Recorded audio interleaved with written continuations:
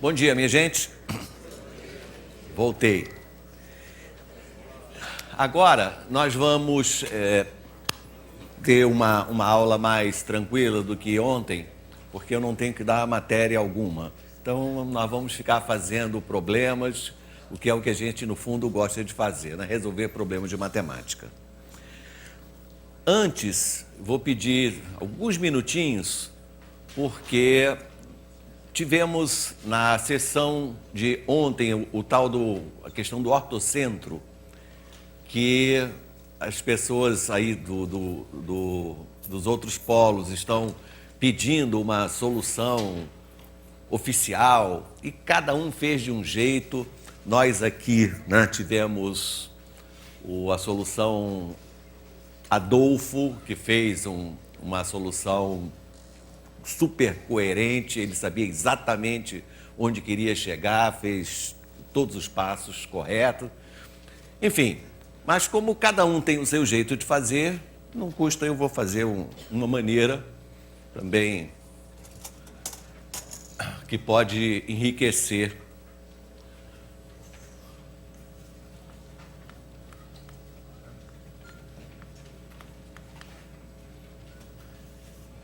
Bom,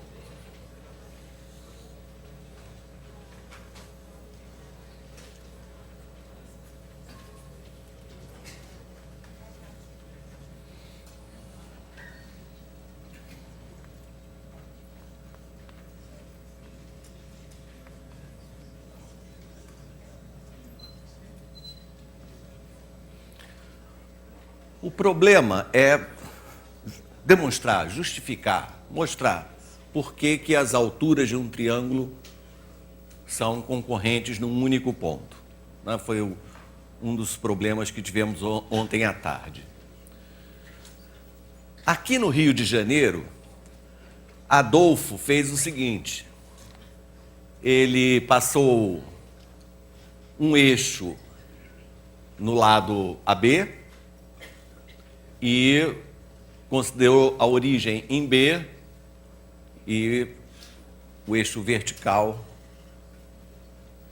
ficou ali passando por B. Só para ser diferente, eu vou fazer o seguinte: eu vou passar o eixo Y aqui e o eixo X aqui.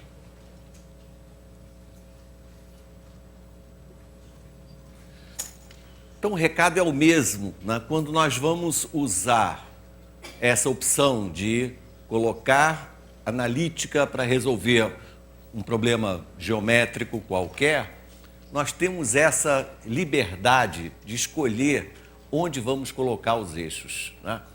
Isso é ótimo, esse poder que nós temos de fazer essa escolha, esse direito. Fazendo essa opção, o meu vértice A eu vou representar por Azinho 0. O meu vértice B eu vou representar por Bzinho 0. E C eu vou colocar 0C. Tudo bem? Uma pergunta, eu devia ter colocado menos B aqui? Claro que não. Na minha figura, esse B já será negativo. Mas, evidentemente, que isso contempla qualquer triângulo, né? Se o meu triângulo fosse esse aqui, né, não há problema algum. Com um triângulo naquela posição, né, tanto A quanto B são positivos. Eu vou ter aqui uma altura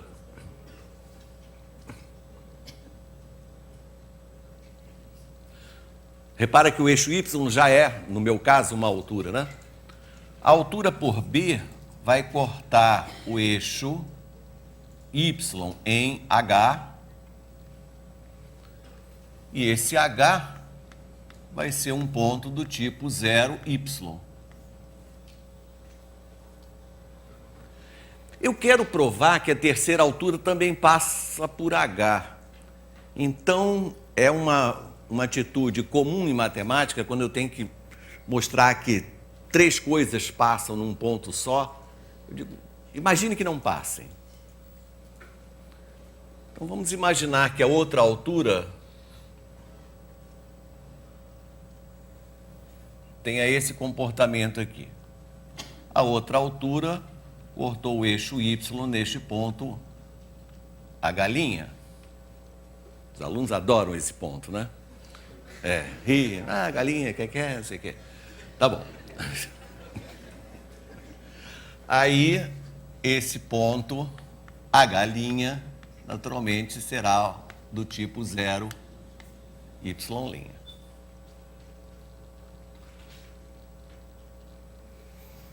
Agora vamos lá, vou usar os meus amigos.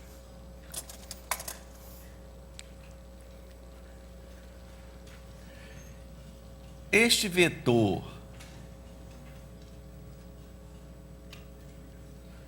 BH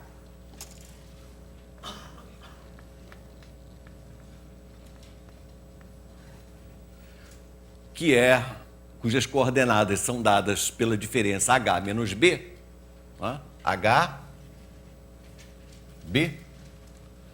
Então, 0 menos B, Y menos 0, Y.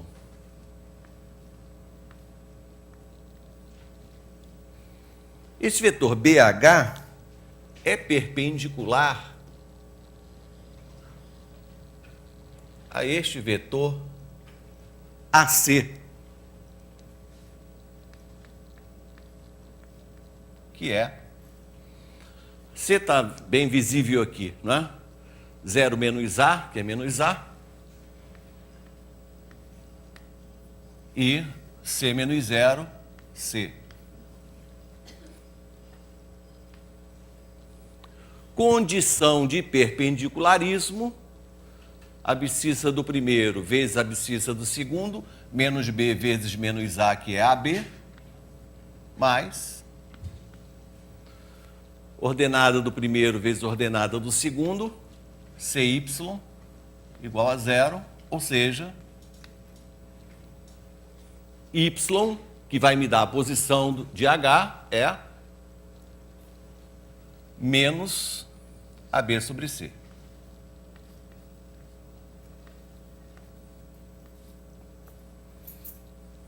Tudo bem? Aquele menos ali está incomodando ou não?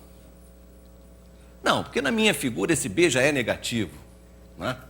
Então, quer dizer, está ótimo ali. Vamos fazer a mesma coisa do outro lado?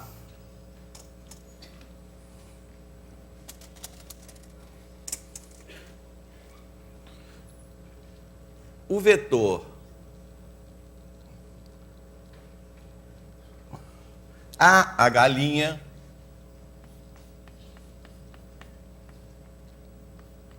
que é a galinha menos A, portanto, menos A, Y' menos 0, Y' é perpendicular ao vetor BC.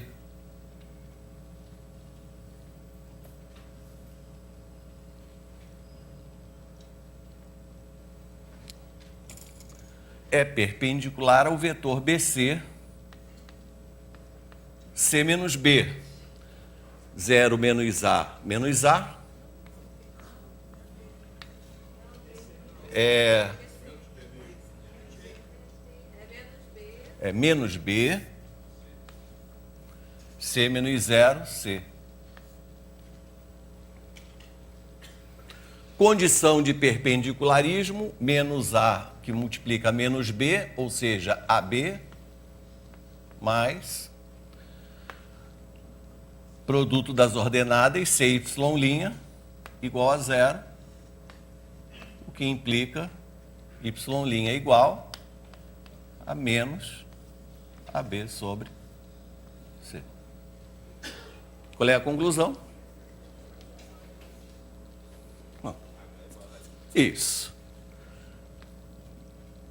Y' é o mesmo que y, ou seja, esses dois pontos H's aqui não são diferentes, eles são o mesmo ponto. H' é igual a H. Pronto. Tá? Então essa é uma maneira das inúmeras formas que a gente tem para organizar esse raciocínio. Você tem solução equivalente usando equação da reta. Você pode, no lugar de usar vetores, usar coeficiente angular, que é uma coisa equivalente. Né? Então, ver o coeficiente angular da reta AC, determinar o coeficiente angular da reta que é perpendicular a AC, que a gente sabe fazer, equação da reta que passa pelo ponto B e tem coeficiente angular conhecido, guarda. Depois, coeficiente angular da reta BC, coeficiente angular da reta perpendicular, equação da reta que passa por A e tem coeficiente angular conhecido. E aí veja, simplesmente em cada uma das equações, ponha x igual a 0 e verifica quanto dá o y em cada uma delas e você vai achar exatamente esse mesmo resultado, que elas cortam o eixo y no mesmo lugar. Tá bom? Então, bem, vamos então fazer primeiro o seguinte problema. Meu primeiro problema leva o número 2. Sabe o que eu vou fazer com vocês? Eu vou dar um problema do Prof. Mate.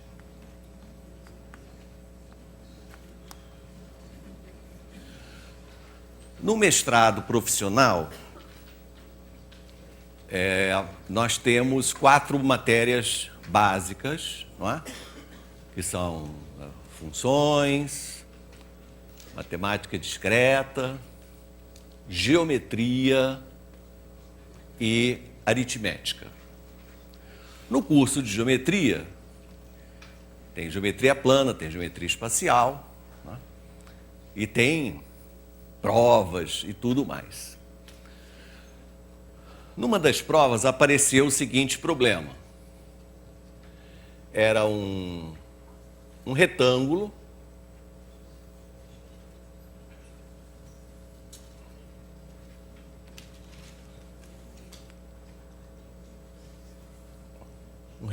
ABCD,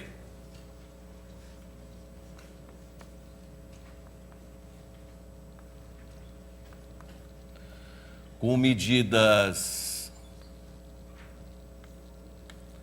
2A e 2B, acho que não estava no enunciado. Eu que, na hora de fazer uma solução, botei para facilitar a minha vida. Tinha aqui um ponto médio e outro ponto médio. Tá? Eu não estou escrevendo, mas estou falando, vocês estão anotando aí. M e N são pontos médios desses dois lados. Daí desenhamos a reta NB e AM, que se cortam no ponto P. A pergunta é localizar o ponto P em relação a cada um desses segmentos, ou seja, descobrir a razão AP sobre PM e a razão BP sobre PN, por exemplo.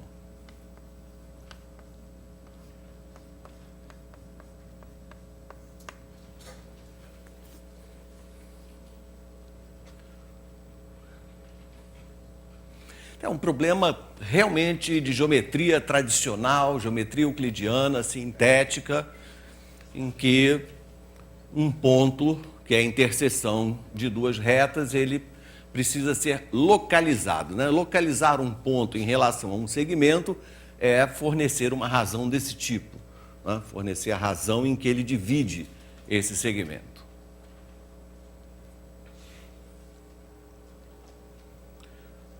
Bom, como o nosso curso é de geometria analítica, né? Então, uma opção é você usar o seu ferramental analítico. Fazer só por geometria sintética não é tão fácil assim, precisa ter uma certa criatividade.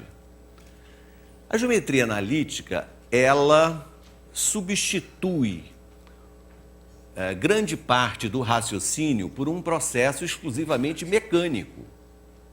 Então, se eu quero saber onde está o ponto P, se ele pertence a duas retas, eu tenho uma forma de descrever essas retas algebricamente. Então, vamos colocar analítica aqui.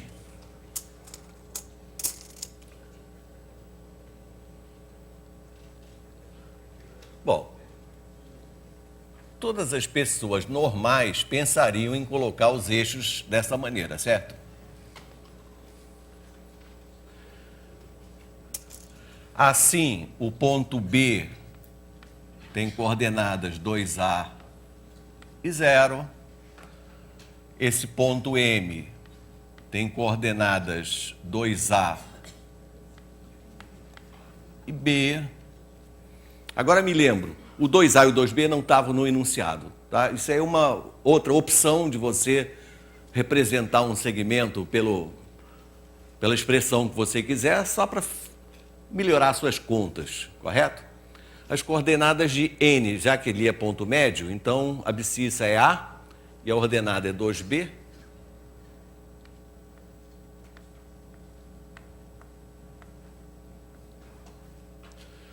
Então eu vou descrever, vou fazer as equações dessas duas retas. Primeiro fazer a reta NB.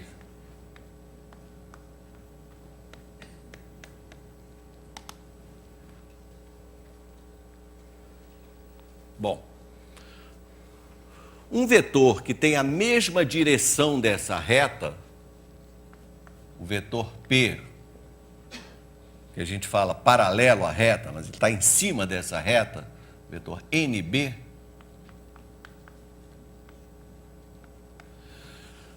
B menos N é 2A menos A, que é A,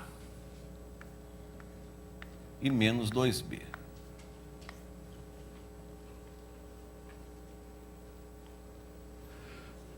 Vamos lembrar de ontem e também de hoje que vocês andaram repetindo isso?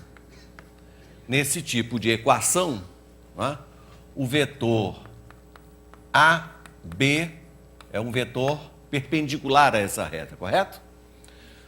Muito bem, se eu tenho esse vetor, é fácil a gente criar um outro que seja perpendicular a ele, certo? Então, um vetor que é perpendicular a ele, vetor normal, é só trocar de posição as duas coordenadas e trocar o sinal de uma delas. Esses dois vetores, eles têm inclusive o mesmo módulo, mesmo tamanho, evidentemente. E por que são perpendiculares?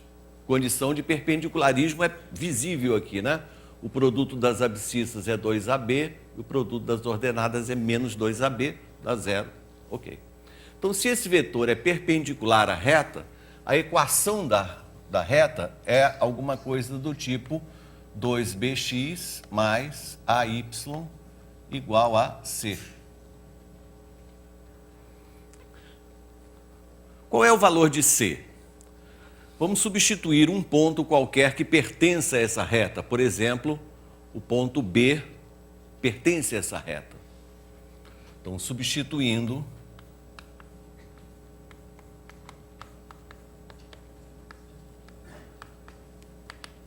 dois B vezes 2A mais A vezes 0, né, é igual a C. Então, C é 4AB.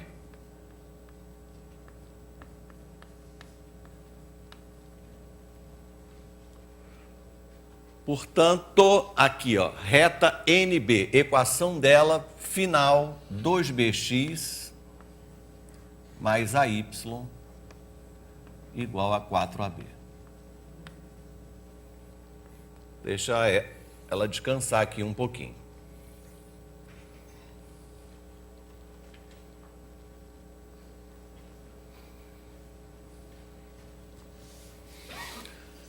outra reta, que é a reta AM, é mais fácil.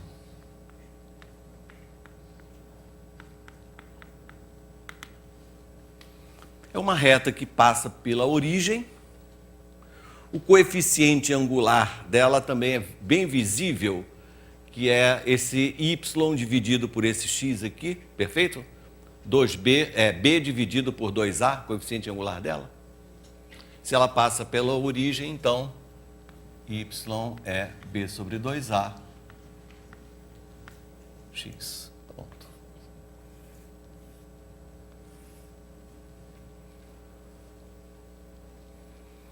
Eu agora vou achar as coordenadas de P, que é o ponto de interseção das duas retas.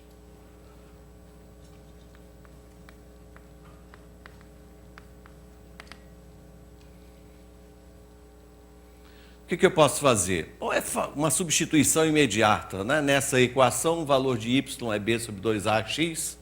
Nós vamos ficar assim, ó. 2bx mais a y, b sobre 2a, x, é igual a 4ab.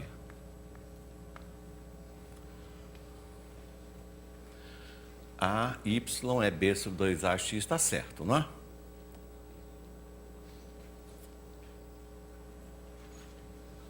Bom, o b se manda, a também desaparece. Ficou assim, ó, 2x mais x sobre 2 igual a 4a. O que é isso? 5x é igual a 8a.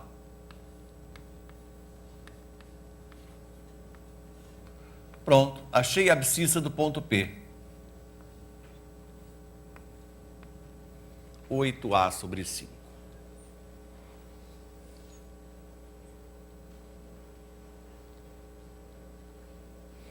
Isso me responde perfeitamente já a primeira pergunta.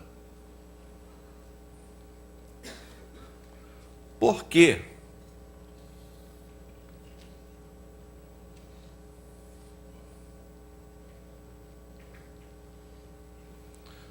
O ponto B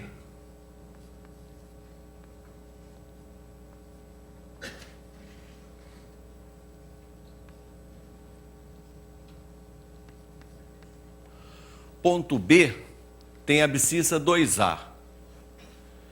E o ponto P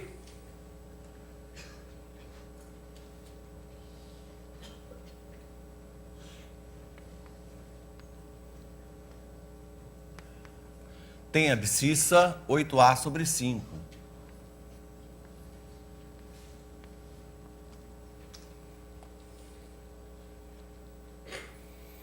Ora, mas essa razão que eu estou pedindo para calcular, que é AP sobre PM, ela é visível aqui na reta de baixo, certo? É a mesma razão entre essa medida e essa. AP sobre PM, eu não preciso calcular os módulos. Teorema de Thales.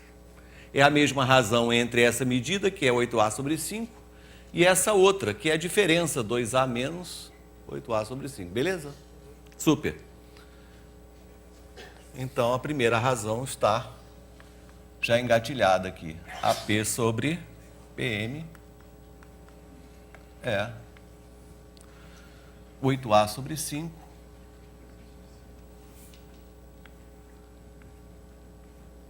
dividido por 2A menos 8A sobre 5. Faça essa conta. Isso vai dar 4.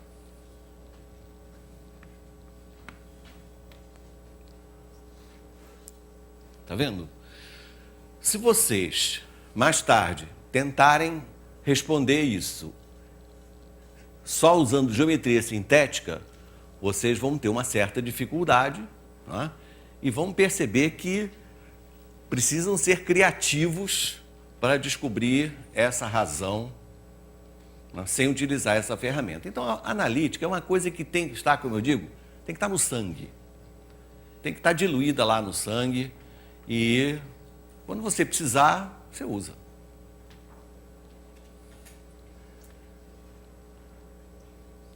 E a outra razão? A outra razão, você podia olhar nesse eixo, não?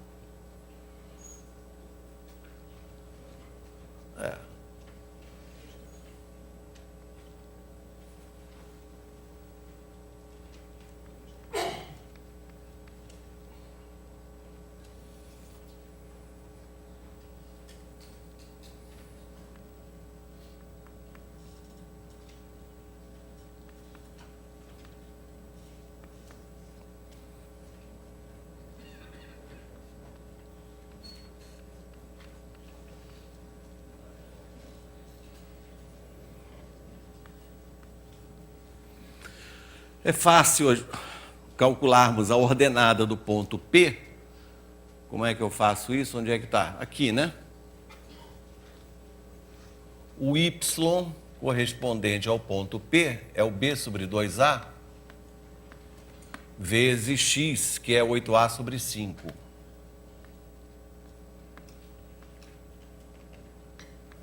Isso dá 4a sobre 5.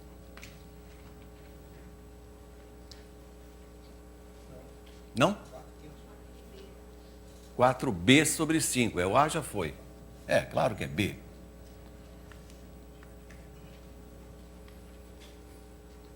Então aqui é 4b sobre 5.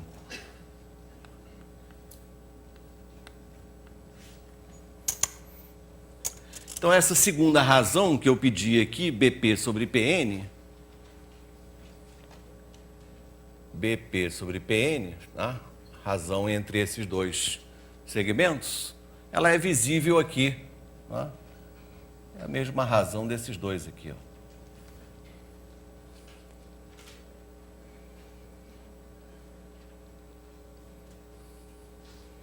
Está vendo? Quer dizer, geometria e geometria analítica não precisa separar muito, não. Elas convivem muito bem.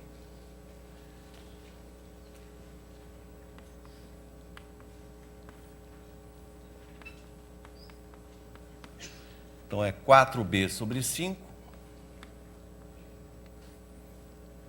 sobre essa diferença, né? 2b menos 4b sobre 5. Quanto vai dar isso? 2/3.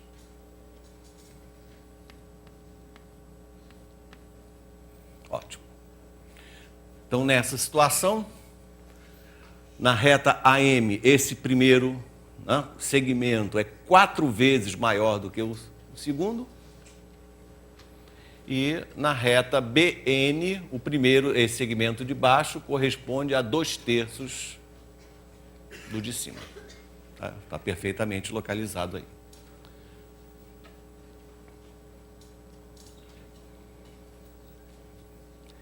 Repara que no Profmat, essa matéria não era geometria analítica, era simplesmente geometria. Mas você tem esse direito de usar as ferramentas que você quiser. Você resolveu um problema de geometria usando álgebra.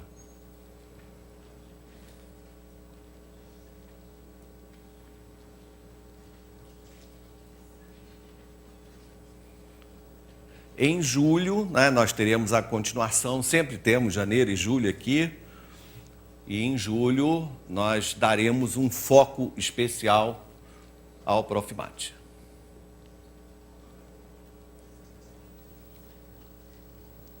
Alguma pergunta? Tudo bem? A solução geométrica nem é tão difícil, não. Alguma vertical com M, semelhança, acabou. Está vendo? Para quem é bom em geometria, tudo parece simples. Não, é isso mesmo, tem que usar a semelhança de uma forma, né, criativa. Há outros métodos, tá? Tem uma coisa chamada Teorema de Menelaus, que quem conhece essa ferramenta também pode usar. Mas eu aqui estou falando de geometria analítica, fiz assim. Muito bem. Número 3. Agora eu vou mudar de estilo.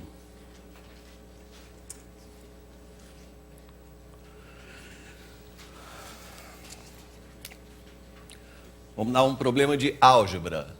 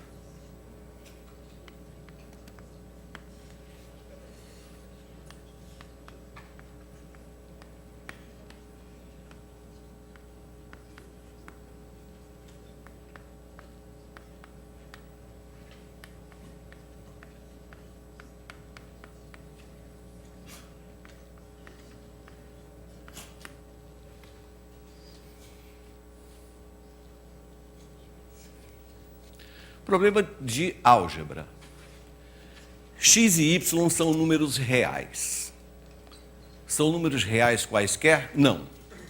São números reais tais que, se você fizer essa conta com eles, dá o mesmo resultado que se faz essa conta aqui.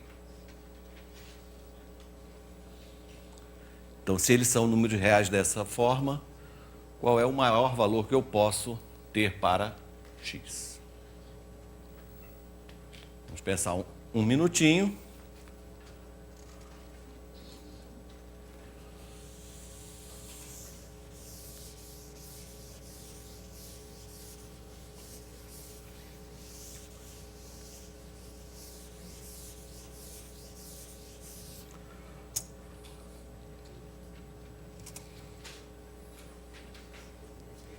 Compreenderam o problema?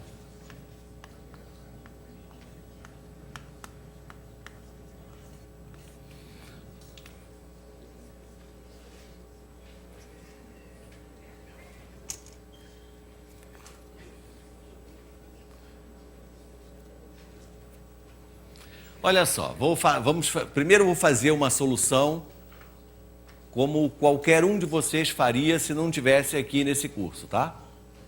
Finge que vocês não vieram para cá. Bem, é claro que é muito difícil você, a priori, você inventar dois números reais de tal maneira que isso aqui seja satisfeito. Tá? O que é que a gente faz? A gente chuta um valor para uma das letras e calcula a outra. Quando você chuta um valor para uma das letras e calcula a outra, esse negócio de calcular a outra pode dar certo ou não. Pode ser que a outra dê um número real, pode ser que não. Né? Então, por isso que essa pergunta aqui faz sentido. Se eu botar um x igual a muito grande, por exemplo, pode ser que aí eu não consiga calcular o y. Então, uma solução completamente algébrica ali, solução 1, é você remanejar aquela expressão e encarar aquilo ali como uma equação do segundo grau. Vou organizar aquilo como uma equação do segundo grau em y. Y ao quadrado menos 6y e o resto eu vou fingir que é o termo independente. x2 menos 8x mais 16.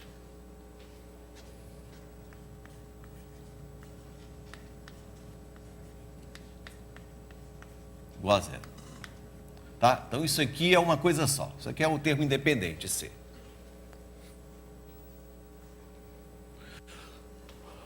Como o y tem que ser um número real, então o que acontece com o discriminante dessa equação? Tem que ser maior ou igual a zero. Exato? X é um número real, tá bem. Mas além de x ser real, o y tem que ser também. E para o y ser real, dessa forma que eu organizei a equação quadrática, né, o discriminante tem que ser maior ou igual a zero. Portanto, discriminante, que é B2 menos 4AC, 36, menos 4, que multiplica x2 menos 8x mais 16, tem que ser maior ou igual a zero.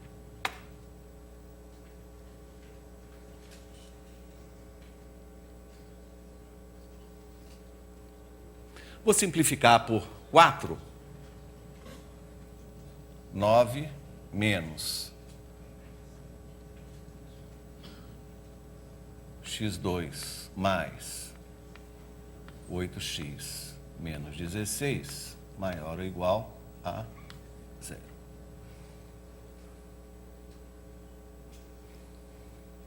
Ou ainda, x2, já multiplicando por menos 1, menos 8x, mais 7, menor ou igual a 0.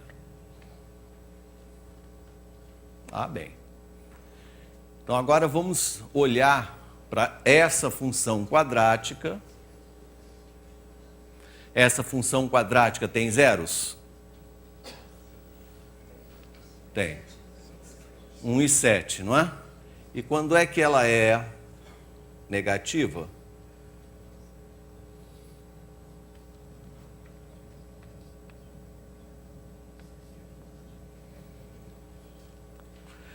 Portanto, para que x2 menos 8x mais 7 seja menor ou igual a 0, minha conclusão é que x está entre 1 e 7. A pergunta é, qual é o maior valor possível de x? 7.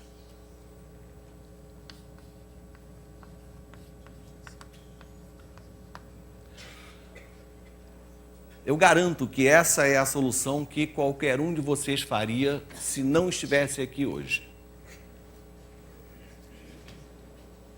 Mas vocês estão.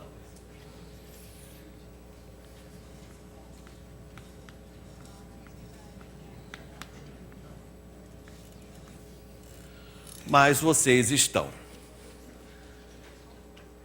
Então já tem uma outra visão, que é fazer aquela ponte entre a álgebra e a geometria. É claro que o conjunto de todos os pontos, né, pares ordenados, que satisfazem isso aqui, deve ter alguma forma, deve ter um desenho. Tá? Essa equação deve ter um desenho. Vamos organizar essa equação agora da seguinte forma. x2 menos 8x mais 16 mais y2 mais 6y,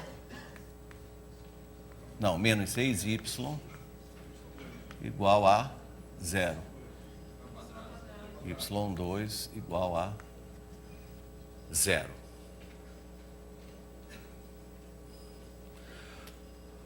Bom, o que eu diria nesse momento? Eu diria assim, mas que sorte.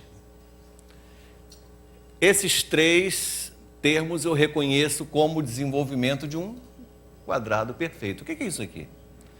Isso aqui é x menos 4 ao quadrado. Puxa, mas ali está faltando, não é? Então vamos dar uma ajeitada?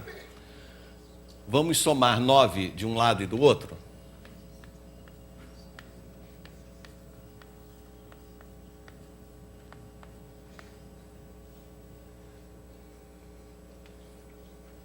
Agora eu interferi na minha equação e passo a escrevê-la assim.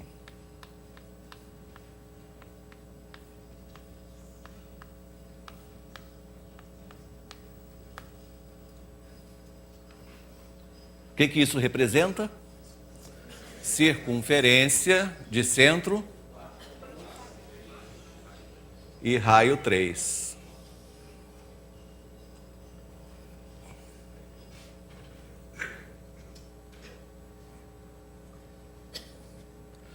Centro 4, 3 e raio 3.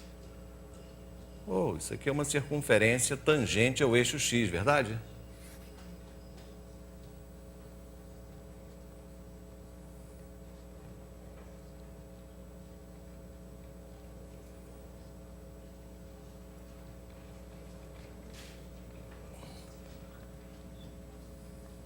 Quatro.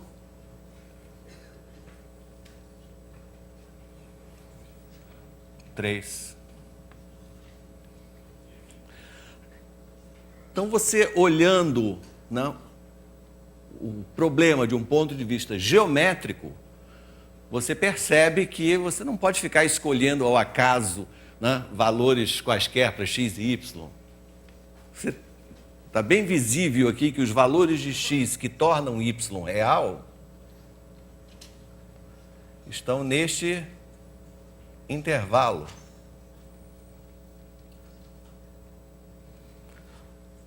Como o raio é 3, verdade? Então, o maior valor possível para x é 4 mais 3, ou seja, 7. E o menor valor, 1. Que é isso aqui.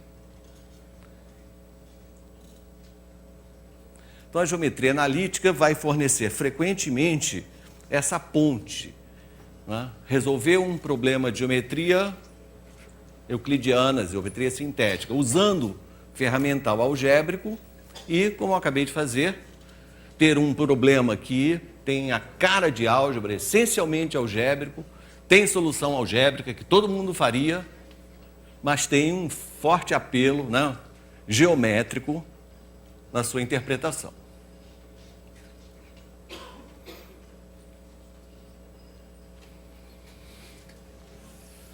A nossa aula aqui tem o título de Aplicações da Geometria Analítica, está cumprindo a sua missão. Agora,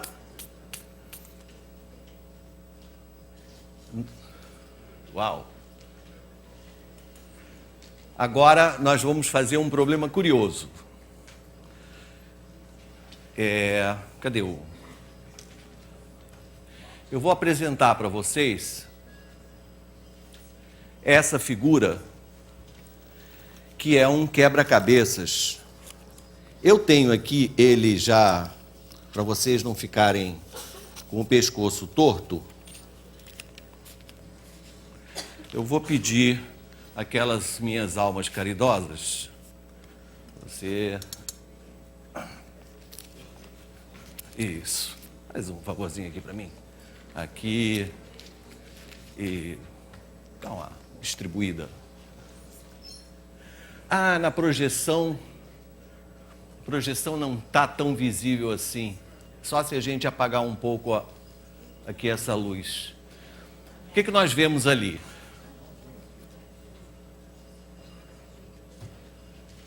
Eu queria ver bem o quadriculado.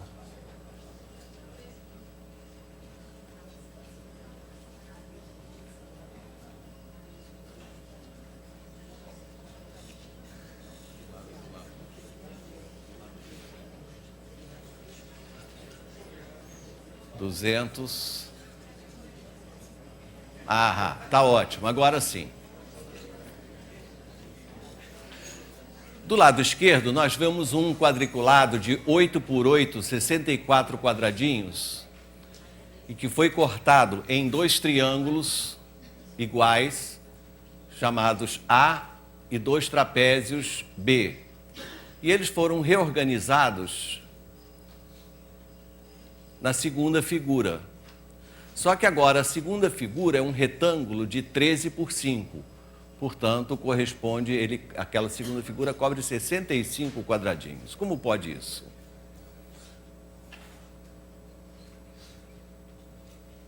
É claro que tem um erro aí, né?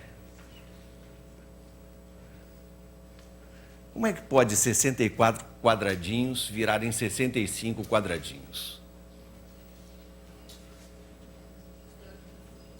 Vamos conferir as medidas de A numa figura e na outra, né? A é um triângulo retângulo de 8 por 3. 8 por 3. E B é um trapézio que tem base maior 5, base menor 3 e altura 5.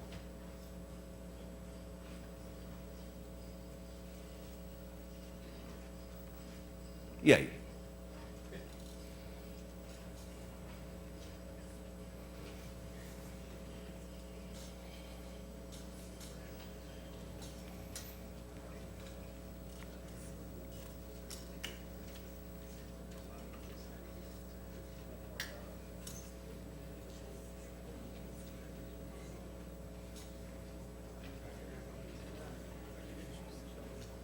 É claro que eu estou louco para dizer a resposta, mas não vou falar agora, vou esperar alguns minutos.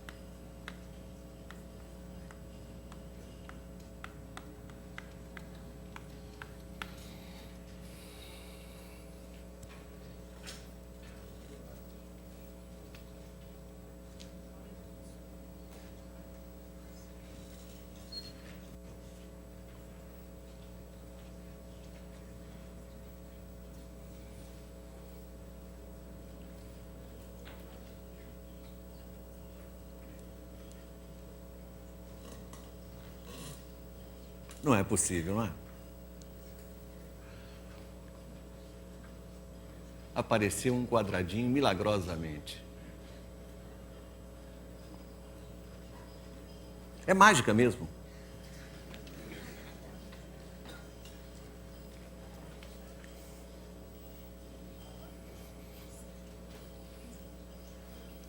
Alguém quer dar um chute?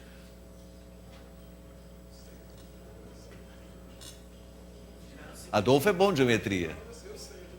Ah, você já sabe? Então não fala não.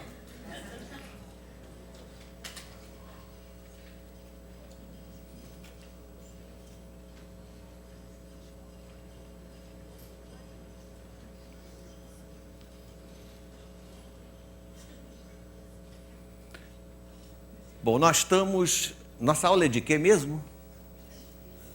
Geometria analítica, né? Vamos dar uma dica? Vamos olhar para a diagonal?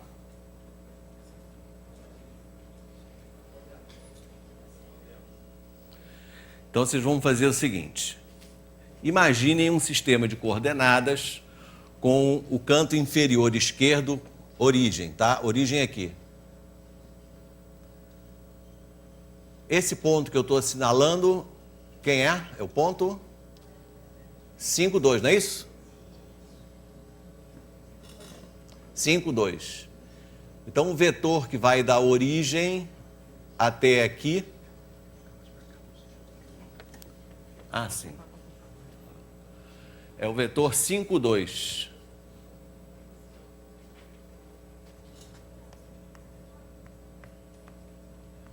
Exato? Agora, imagine um vetor que vai da origem até o canto superior da direita, até aqui. O vetor que vai da origem até aqui, que coordenadas tem? 13, 5. Ora,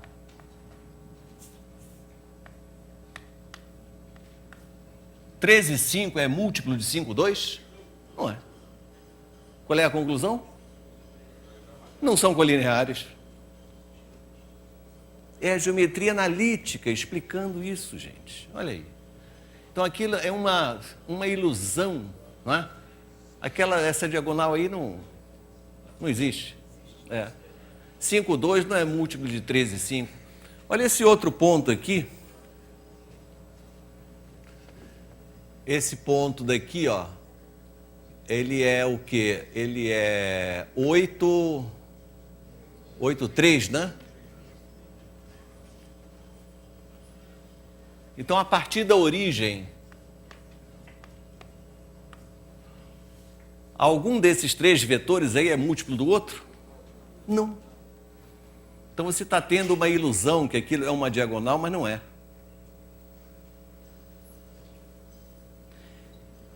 Tá certo. aquilo não é, aqueles pontos não são colineares. Na verdade, o que está acontecendo é o seguinte: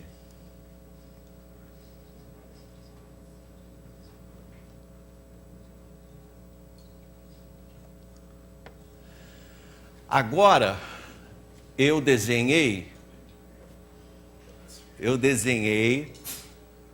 marcando exatamente os pontos 5, 2, que é o P, o 8, 3, que é o Q, e o 13, 5, que é o R. Já você começa a perceber que não é uma linha reta aquilo não, né? Já dá para perceber que é quebradinho. No desenho anterior, que é esse que está impresso, né, eu fiz uma diagonal, inclusive coloquei uma linha mais forte, que é para você não enxergar bem onde é que a coisa estava passando, tá entendendo? E aí o incauto acha que está passando certinho. Não está. Mas ainda falta para responder uma pergunta. Cadê o último quadradinho?